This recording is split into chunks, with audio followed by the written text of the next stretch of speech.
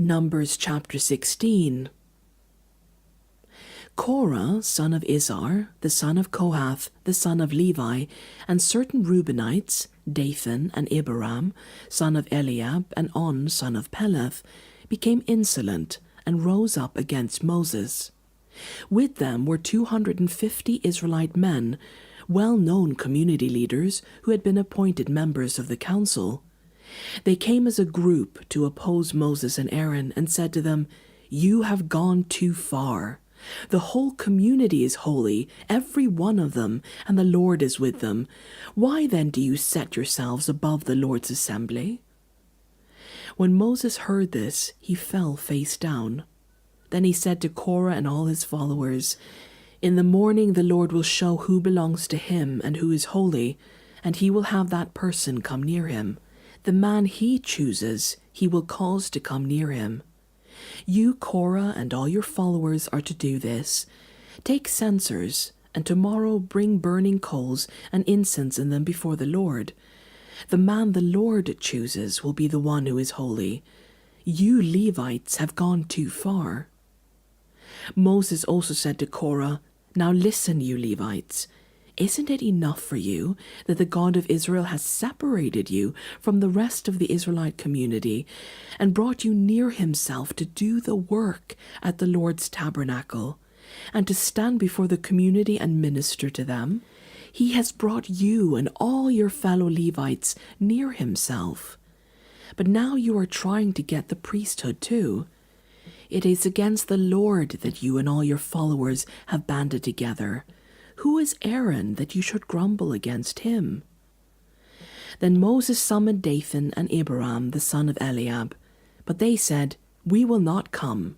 Isn't it enough that you have brought us up out of a land flowing with milk and honey to kill us in the wilderness? And now you also want to lord it over us? Moreover, you haven't brought us into the land flowing with milk and honey, or given us an inheritance of fields and vineyards. Do you want to treat these men like slaves? No, we will not come."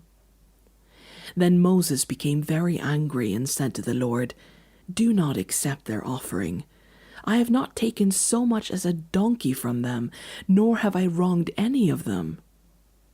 Moses said to Korah, "You and all your followers are to appear before the Lord tomorrow, you and they and Aaron. Each man is to take his censer and put incense in it, 250 censers in all, and present it before the Lord. You and Aaron are to present your censers also." So each of them took his censer, put burning coals and incense in it, and stood with Moses and Aaron at the entrance to the tent of meeting. When Korah had gathered all his followers in opposition to them at the entrance to the tent of meeting, the glory of the Lord appeared to the entire assembly. The Lord said to Moses and Aaron, "Separate yourselves from this assembly, so I can put an end to them at once." But Moses and Aaron fell face down and cried out, "O God, the God who gives breath to all living things, will you be angry with the entire assembly when only one man sins?" Then the Lord said to Moses, "Say to the assembly, move away from the tents of Korah, Dathan, and Abiram." Moses got up and went to Dathan and Abiram, and the elders of Israel followed him. He warned the assembly, "Move away from the tents of these wicked men. Do not touch anything belonging to them, or you will be swept away because of all their sins." So they moved away from the tents of Korah, Dathan, and Abiram. Dathan and Abiram had come out and were standing with their wives, children, and little ones at the entrances to their tents. Then Moses said, "This is how you will know that the Lord has sent me to do all these things, and that it was not my idea. If these men die a natural death and suffer the fate of all mankind, then the Lord has not sent me. But if the Lord brings about something totally new, and the earth opens its mouth and swallows them, with everything that belongs to them, and they go down alive into the realm of the dead, then you will know that these men have treated the Lord with contempt." As soon as he finished saying all this, the ground under them split apart, and the earth opened its mouth and swallowed them and their households and all those associated with Korah, together with their possessions. They went down alive into the realm of the dead with everything they owned. The earth closed over them, and they perished and were gone from the community.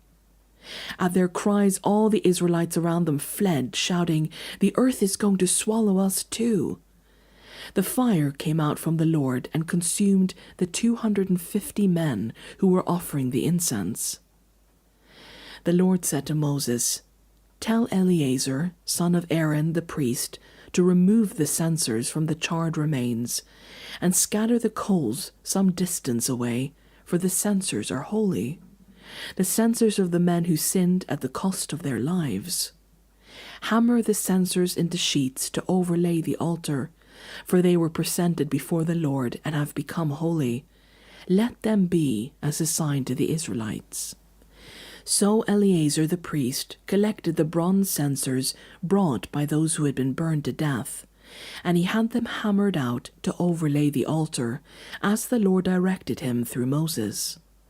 This was to remind the Israelites that no one except a descendant of Aaron should come to burn incense before the Lord, or he would become like Korah and his followers. The next day the whole Israelite community grumbled against Moses and Aaron. "You have killed the Lord's people," they said. But when the assembly gathered in opposition to Moses and Aaron and turned toward the tent of meeting, suddenly the cloud covered it, and the glory of the Lord appeared. Then Moses and Aaron went to the front of the tent of meeting, and the Lord said to Moses, "Get away from this assembly, so I can put an end to them at once." And they fell face down. Then Moses said to Aaron, "Take your censer and put incense in it, along with the burning coals from the altar, and hurry to the assembly to make atonement for them. Wrath has come out from the Lord, the plague has started." So Aaron did as Moses said, and ran into the midst of the assembly. The plague had already started among the people, but Aaron offered the incense and made atonement for them.